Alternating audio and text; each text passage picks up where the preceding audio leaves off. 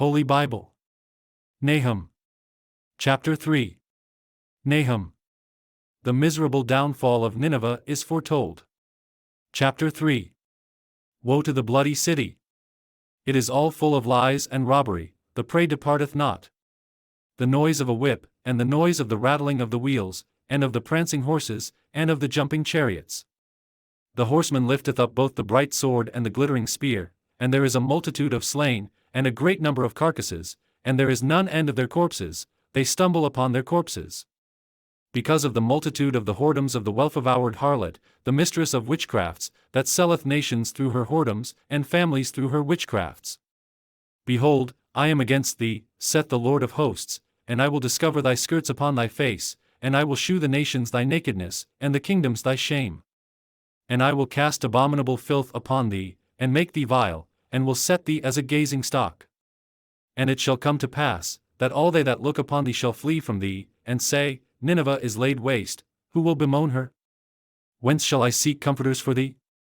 Art thou better than populous No, that was situate among the rivers, that had the waters round about it, whose rampart was the sea, and her wall was from the sea?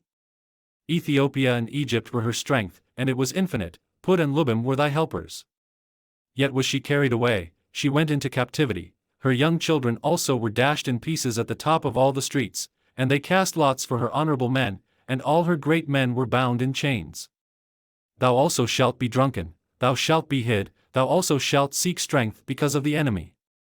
All thy strongholds shall be like fig trees with the first-ripe figs, if they be shaken, they shall even fall into the mouth of the eater.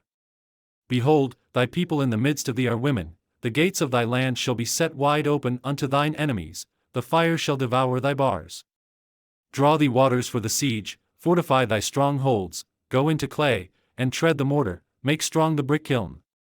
There shall the fire devour thee, the sword shall cut thee off, it shall eat thee up like the cankerworm, make thyself many as the cankerworm, make thyself many as the locusts.